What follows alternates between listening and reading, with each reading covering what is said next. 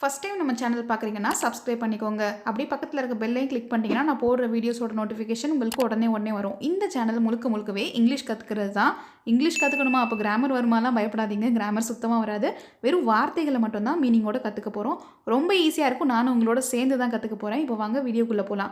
Daily 5 வார்த்தை தான். இன்றைக்கி நம்ம கற்றுக்க போகிற 5 வார்த்தைகளை நான் டிஸ்பிளேல கொடுத்துருக்கேன். ஒரு வார்த்தையுமே எப்படி சொல்லணும், அதே மாதிரி எப்படி வாக்கியங்களில் பயன்படுத்தணும், அது போல் அதோட தமிழ் மீனிங் என்ன, இதை மட்டும் தான் நம்மளோட சேனலில் பார்த்து தெரிஞ்சுக்க போகிறீங்க. இப்போ வீடியோக்குள்ளே போயிடலாம். வீடியோவை ஸ்கிப் பண்ணாமல் கடைசி வரை பாருங்கள். எல்லா வீடியோஸுமே 5 நிமிஷத்துக்கு மேலே தாண்டாது.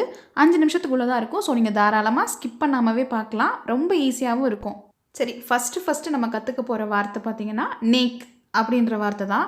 நேக் அப்படின்னு சொல்லணும். நம்ம அதை பார்த்தோன்னே நாக் அப்படின்னு படிப்போம். அதோட ப்ரொனவுன்சியேஷன் நேக், அதுதான் சரியாக இருக்கும். இதோட தமிழ் மீனிங் பார்த்தீங்கன்னா சாமர்த்தியமாக இருக்குது, திறமையாக இருக்கிறது. இந்த சொல்ல வாக்கியத்தில் எப்படி பயன்படுத்துறது அப்படின்றத நான் டிஸ்பிளேல கொடுத்துருக்கேன். உங்களுக்கு வேணும்னா ரெஃபரன்ஸ்க்கு யூஸ் பண்ணிக்கோங்க. அடுத்தது 2வது சொல். இந்த சொல்ல நம்ம பார்த்ததுமே லொய்டர் அப்படின்னு தான் படிப்போம். லோன் வரக்கூடாது, லான் மாற்றிக்கோங்க.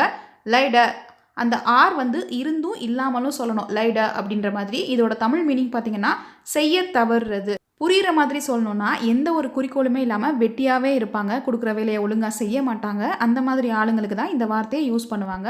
ரெஃபரன்ஸ்க்கு சென்டென்ஸில் எப்படி யூஸ் பண்ணணும்னு கொடுத்துருக்கேன்ல, அதை பாருங்கள், ஈஸியாகவே புரியும். அடுத்தது 3வது வார்த்தை. இந்த வார்த்தையை நம்ம பார்த்ததுமே மால் ட்ரீட் அப்படின்னு தான் படிப்போம்.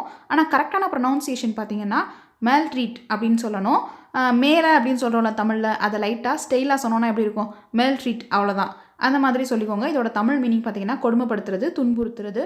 ஒரு வார்த்தையுமே படிக்கும்போதே சென்டென்ஸில் எப்படி யூஸ் பண்ணுறதுன்றதை தெரிஞ்சுக்கோங்க. அப்போ தான் இந்த வார்த்தைகளை நம்ம பேசும்போது யூஸ் பண்ணுவோம். எந்த தயக்கமும் இல்லாமல் யூஸ் பண்ணுவோம். அதுக்காக தான் சென்டென்ஸ் படிக்க சொல்கிறது.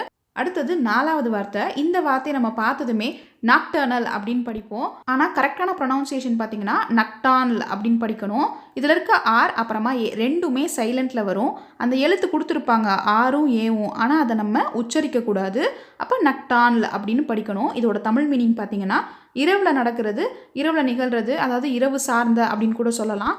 அடுத்தது 5வது வார்த்தை. இந்த வார்த்தையை பார்த்ததுமே ஓவர் ஹேங் அப்படின்னு சொல்லுவோம். ஆனால் இதில் வர்ற ஆரை நம்ம உச்சரிக்கவே கூடாது. ஓவர் ஹேங் அப்படின்னு சொல்லணும். இதோட தமிழ் மீனிங் பார்த்தீங்கன்னா பிதுக்கம், பிதுங்கி இருக்குது, தொங்கிட்டு இருக்குது அப்படின்ற மாதிரி மீனிங் வரும். சென்டென்ஸ் கொடுத்துருக்கேன், ரெஃபரன்ஸ்க்கு யூஸ் பண்ணிக்கோங்க. ப்ரொனவுன்சியேட் பண்ணுறது ஓவர் ஹேங் அப்படின்னு சொல்லணும். ஆர் வர இடத்துல அப்படியே மியூட் பண்ணிடுங்க. அப்புறமா ஹேங் சொல்லுங்கள், ஓவர் ஹேங் அப்படின்னு சொல்லணும். இன்றைக்கி பார்த்த இந்த 5 வார்த்தையோட தமிழ் மீனிங் உங்களுக்கு ரொம்ப நல்லாவே புரிஞ்சிருக்கும்னு நினைக்கிறேன். அதோட இங்கிலீஷ் மீனிங்கும் புரிஞ்சு வச்சுக்கோங்க. இங்கிலீஷ் மீனிங் தெரிஞ்சு வச்சுக்கிறனால என்ன பயன்னு பார்த்தீங்கன்னா, ஒருத்தவங்கள்ட்ட நம்ம கேட்கணும் அப்படின்னா ஏன் இப்படி க்ரூயலாக ட்ரீட் பண்ணுற அப்படின்ற மாதிரி கேட்கணுன்னா, அதுக்கு பதிலாக நம்ம அப்படியே மேல் ட்ரீட் அப்படின்ற வார்த்தையை யூஸ் பண்ணலாம். அப்போ நல்லா மாஸாக இருக்கும், லெவலாகவும் இருக்கும் கேட்குறதுக்கு. ஃபஸ்ட்டு வார்த்தை நேக் அப்படின்ற வார்த்தைக்கு ஸ்கில்ஸ் இன் டூயிங் சம்திங், செய்கிற விஷயத்தில் ரொம்ப சாமர்த்தியமாக இருக்கிறது. நேக்கா பண்ணுறப்பா நீ அப்படின்லாம் சொல்லுவோம்ல, அதை ஞாபகம் வச்சுக்கோங்க. அதுக்கப்புறம் லைடர், அதுக்கு நெக்லெக்ட் பண்ணுறது. நெக்லெக்ட்னா மறுப்பு தெரிவிக்கிறது, இல்லை செய்யவே மாட்டேன்னு சொல்கிறது, அந்த மாதிரி இருக்கிறது. 3வது வார்த்தை மேல் ட்ரீட். அதோட மீனிங் பார்த்தீங்கன்னா ட்ரீட் க்ரூயலாக ட்ரீட் பண்ணுறது. 4வது வார்த்தை நக்டான்ல், ஹேப்பனிங் இன் த நைட்டில் நடக்கிற விஷயங்கள். அதுக்கப்புறமா ஓவர் ஹேங், அது ப்ரொஜெக்ட் பண்ணுறது. அப்படின்னா பிதுங்கிட்டு இருக்குது, தொங்கிட்டு இருக்குது, இந்த மாதிரி மீனிங் வரும். இந்த 5 வார்த்தையுமே எனக்கு சூப்பராக மக்கப் ஆயிடுச்சுன்ற தெளிவாகவே எனக்கு புரிஞ்சிருச்சு. 5 வார்த்தையுமே இப்போ படித்தாச்சு. எந்த அளவுக்கு நம்ம மனசில் இருக்குன்றதை பார்த்துடலாம். முன்னாடி பக்கம் போய் பார்க்கக்கூடாது. இப்போ தெரிகிறத மட்டும்தான் சொல்லணும். ஓகேவா? எத்தனை சொல்லுக்கு கரெக்டான பதில் சொல்கிறீங்க அப்படின்றத கீழே கமெண்ட் பாக்ஸில் சொல்லுங்கள். அப்போ தான் இன்னும் ஜாலியாக இருக்கும். எவ்வளோ பேர் கரெக்டாக சொல்கிறீங்க, எவ்வளோ பேர் தப்பாக சொல்கிறீங்கன்னு புரியும்.